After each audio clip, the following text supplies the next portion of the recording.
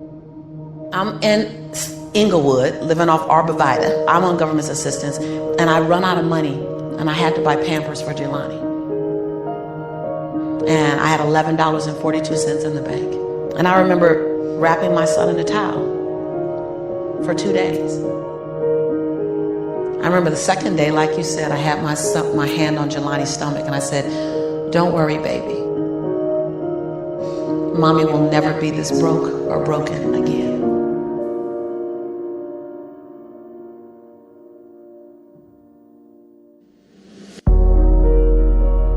I was willing to find people who had what I didn't have, who were living lives that I wasn't living, who believed things that I didn't know about, and I was willing to become their student.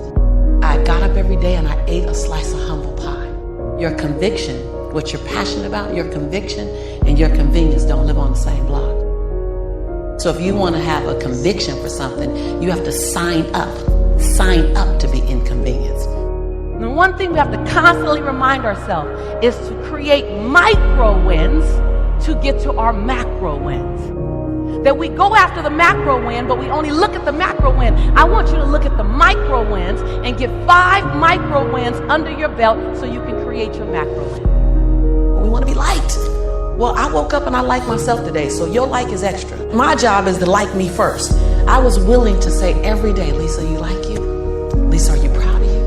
Lisa, are you playing full out?" Every day before I checked in with anybody else. The prescription for radical success is action. The difference between you and the person living their dreams that you're watching is simply the amount of action. It's not the hookup, it's not the family they were born into, it's not the gender, it's not the culture. Those are all great stories that we get. But it really is the things they did and how much they were willing to do. The reason why a lot of people won't become who they want is because they're too attached to who they've been. See, another reason why people won't get there is because the doorway is for you to fit through. You're trying to carry everybody else through because you're trying to be Rescue 911. And you got to rescue you first. I am much more valuable to my family and to my community because I was willing to let them go. Go through the door myself, teach myself, learn myself, condition myself, and then come back and get them. Cognitive dissonance is the form of discomfort that you put yourself in when you think of yourself in such a way that doesn't match your current behavior. Your mind will be uncomfortable because it doesn't match. So your mind will begin to call you to do the thing to make your mental conversation match your behavior. But there's a calling on your life that you don't get to shake. And it's only yours. No one else has the same calling as you. You want to go somewhere you've never gone? You got to do something you've never done. You got to say something you've never said. You got to go to a place in you that you've never even been. You're not sentenced to this life this way. You chose it. If you wake up every day and say, "I have nothing to protect, I have nothing to prove, I have nothing to hide, I have nothing to defend," now, who do I choose to be?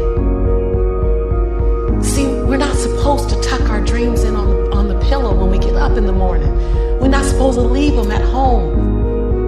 We're not supposed to do that. That's not what we're wired to do. That's not who we are. Your human spirit doesn't care about the economy. The human spirit doesn't care that my son's father went to prison. The human spirit doesn't care what's happened to your family. The human spirit doesn't care about the past. You may have been molested, or your family may have been broke, or you may have been betrayed, or you may have a divorce.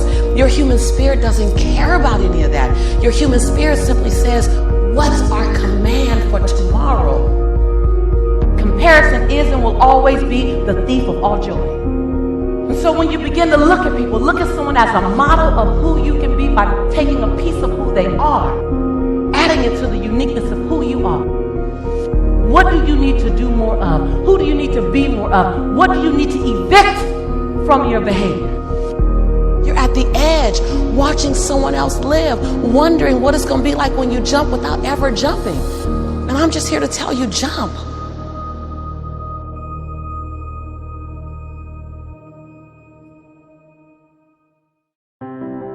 Fear is an emotion like any other emotion. Fear is an emotion like love, like compassion. Fear is an emotion, we just gave it more power.